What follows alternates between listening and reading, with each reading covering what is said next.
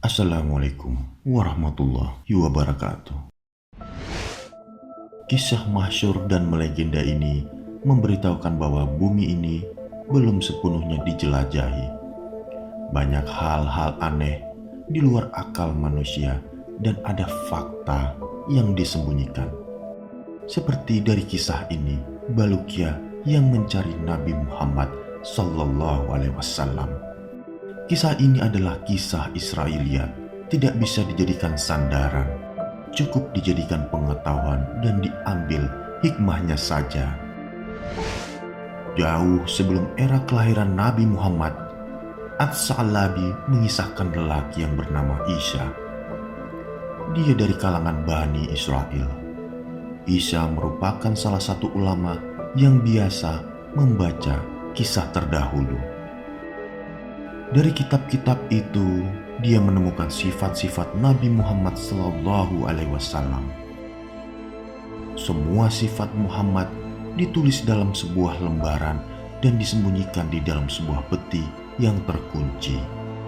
Kuncinya dia sembunyikan di tempat yang tidak pernah diperhatikan. Isa memiliki anak bernama Baluqiyah. Jelang wafatnya, dia berwasiat kepada Baluqiyah agar dia menjadi hakim di kalangan Bani Israel setelahnya. Setelah beberapa lama ayahnya meninggal, tiba-tiba dia melihat sebuah peti. Peti itu didapatkannya terkunci. Dia tanyakan peti itu kepada ibunya. Ibunya menjawab, "Aku tidak tahu apa yang ada di dalam peti ini dan tidak tahu di mana kuncinya." Selanjutnya, kunci itu dihancurkan oleh Baluqiyah dan membuka petinya. Di dalamnya, dia melihat ada lembaran bertuliskan sifat Rasulullah Sallallahu Alaihi Wasallam. Dari lembaran itu, Baluqiyah juga mengetahui bahwa Muhammad akan menjadi penutup para nabi dan rasul, serta surga diharamkan bagi para nabi sehingga dia dan umatnya masuk terlebih dahulu. Setelah selesai membacanya, dia bawa lembaran tersebut kepada ulama Bani Israel.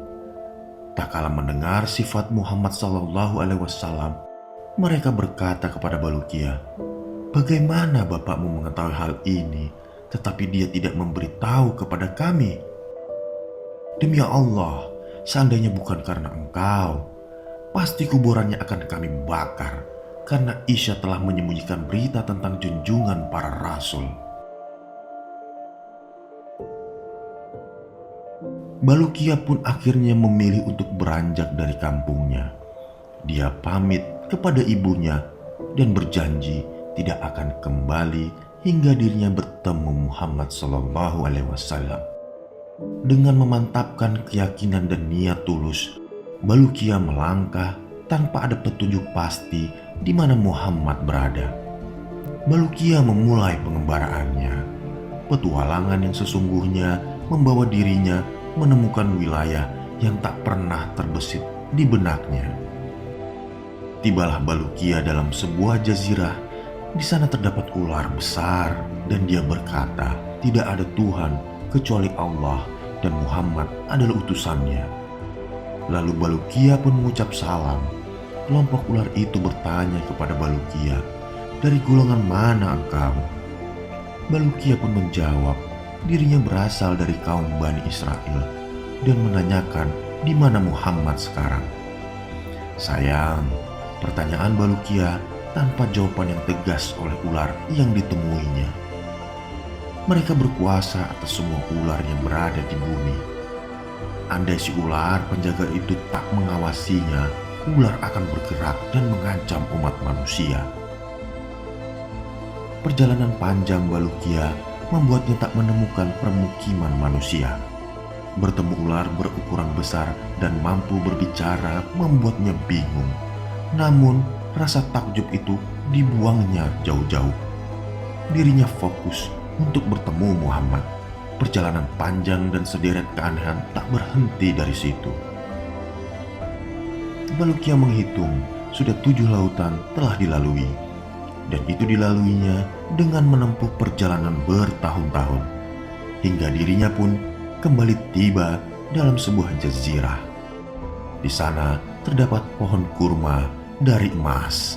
Apabila matahari muncul menyinarinya, maka ia mengeluarkan sinar seperti kilat sehingga tidak ada mata yang mampu untuk melihatnya karena kuat sekali kilauannya. Di jazirah ini juga ada pepohonan yang besar buahnya. Balukia mengulurkan tangannya untuk mengambil buah dari salah satu pohon tersebut. Pohon itu menyeru, "Menjauh dariku, hai hati, atau yang suka bersalah." Balukia pun mundur dan duduk di tengah kebingungan dan sulitnya menjelaskan situasi yang dialaminya kini. Tiba-tiba ada satu rombongan turun dari langit. Di tangan mereka ada pedang terhunus. Ketika mereka melihat Balukia, mereka berkata, "Bagaimana engkau sampai ke tempat ini?" Balukia hanya memandang takjub. Beberapa saat dia berkata, "Saya dari Bani Israel. Nama saya Balukia. Lalu kalian siapa?" Mereka menjawab, "Kami adalah kaum jin yang beriman. Asalnya kami berada di langit. Kemudian Allah menurunkan kami ke bumi. Kami diperintahkan untuk memerangi jin kafir di muka bumi. Sekarang kami akan memerangi mereka." Balukia pergi meninggalkan mereka. Tiba-tiba ada malaikat yang besar. Postur tubuhnya sedang berdiri. Tangan kanannya ada di timur, sedangkan tangan kirinya ada di barat. Lalu malaikat itu berkata, "Tidak ada Tuhan kecuali Allah, dan Muhammad adalah utusan Allah." Balukia mendekati dan mengucapkan salam kepadanya. Malaikat itu pun bertanya kepada Balukia, "Siapa engkau?" "Aku adalah seorang laki-laki dari Bani Israel. Aku pergi dalam rangka mencari penutup para nabi." "Lalu siapa engkau?" jawab Balukia. Malaikat itu menjawab, dirinya ditugaskan Allah mengurusi gelapnya malam dan terangnya siang. Lalu Balukia berkata, "Apa dua baris yang ada di keningmu?" Dia menjawab, "Dalam dua baris tersebut tertulis tambahan malam dan siang serta pengurangannya. Aku tidak menahan malam kecuali dengan ukuran yang ditentukan." Balukia terus melanjutkan perjalanannya. Tiba-tiba ada malaikat yang sangat besar. Dia berkata, "Tidak ada Tuhan kecuali Allah dan Muhammad utusan Allah." Balukia mengucapkan salam kepadanya. Malaikat itu menjawabnya. Balukia bertanya tentangnya. Dia menjawab, "Aku adalah malaikat yang ditugaskan menangani angin. Aku tidak akan melepaskan angin kecuali atas izinnya. Aku menggenggam laut. Seandainya tidak demikian, tentu semua yang ada di muka bumi ini akan binasa."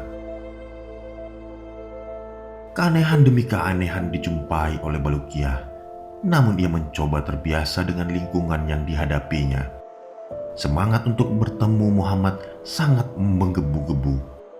Hingga akhirnya Balukia tiba di Gunung Kaf. Gunung itu terbuat dari yakut hijau. Ia mengelilingi dunia seluruhnya. Karena pancaran sinar gunung tersebut, langit terlihat berwarna biru. Allah menugaskan penanganan gunung ini kepada seorang malaikat.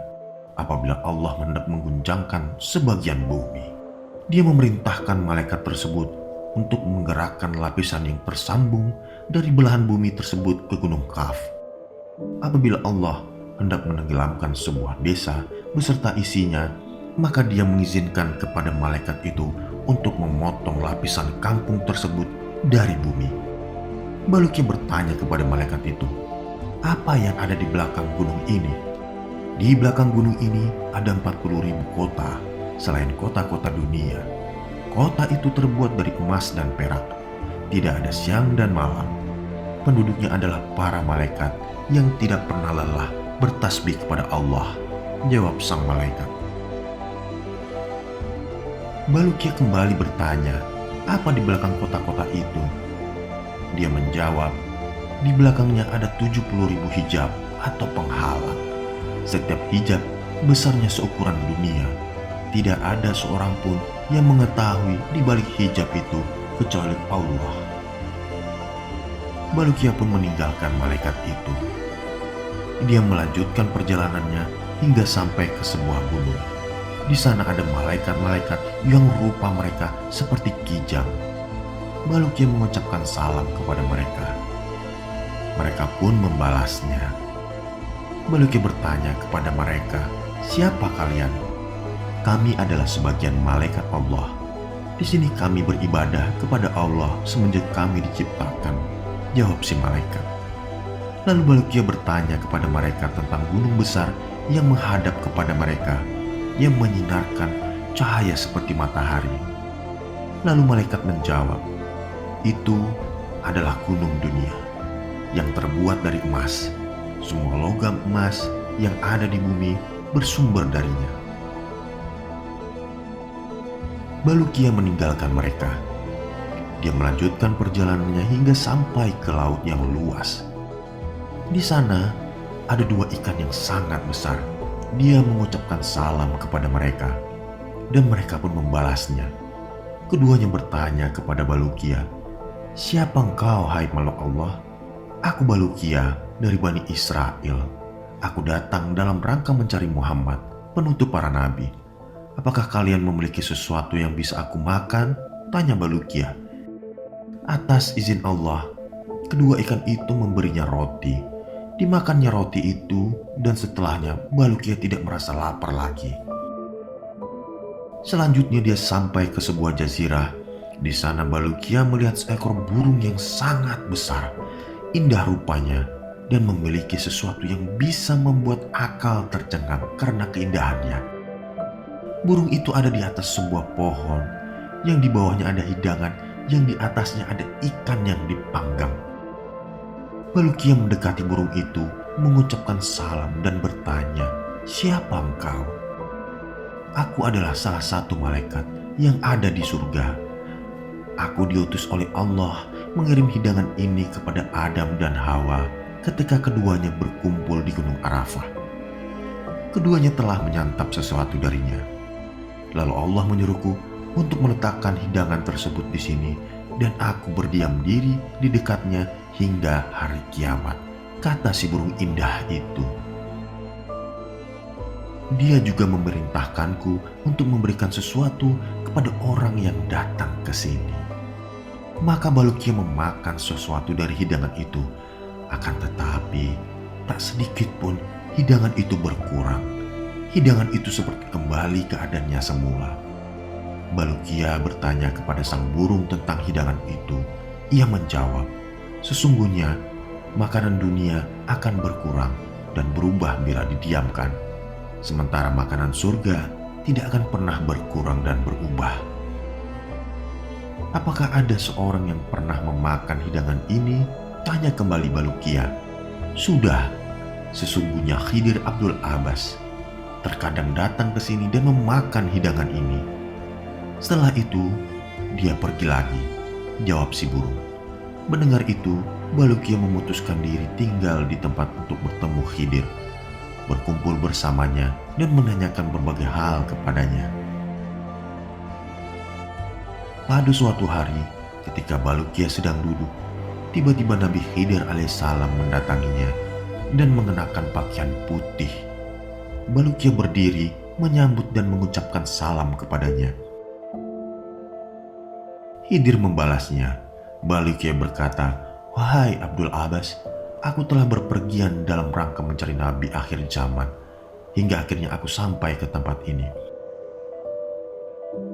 Aku diam di sini menunggu kedatanganmu, agar engkau memberitahuku tentangnya. Hai Balukia, sesungguhnya Nabi akhir zaman tidak akan muncul saat ini, dan engkau tidak akan bertemu dengannya sekarang ini," balas Khidir. "Hai Balukia, tahukah engkau berapa jarak antara kamu dengan ibumu?" tanya Khidir kembali. Balukia menjawab, "Tidak tahu." Khidir berkata, "Jaraknya adalah jarak tempuh 50 tahun. Maukah aku letakkan kamu di hadapan ibumu?" kata Khidir. Balukia mengiyakan dan Khidir menyuruhnya untuk memejamkan mata. Balukia berkata, "Aku pejamkan kedua mataku. Aku tidak tahu apa-apa kecuali ibuku telah ada di sampingku. Aku buka kedua mataku, lalu aku mengucapkan salam kepada ibuku dan mengatakan kepadanya. Kedatangan Balukia membuat ibunya terkejut. Pasalnya, ibunya melihat seekor burung putih telah membawa Balukia kembali ke sini. Lalu burung itu menghilang dengan cepat. Sejak peristiwa itu, Balukia menceritakan semua kisah kepada ibunya. Kemudian dia pergi kepada Bani Israel dan juga menceritakan hal yang dialami selama perjalanan. Dia menceritakan kepada Bani Israel dan semua keajaiban yang dilihatnya. Perkataan Balukia selama menempuh perjalanan puluhan tahun juga diabadikan oleh Bani Israel dalam sebuah catatan. Menurut sebuah riwayat, Balukia berumur 1000 tahun. Kisah Balukia ini cukup masyhur. Mampukah kisah masa lalu itu akan membawa kita kepada fakta sains atau pemahaman baru perihal rahasia lain dari bumi? Kisah ini juga akan membuka tabir dari hal yang disembunyikan seperti apa dan mengapa. Assalamualaikum warahmatullahi wabarakatuh.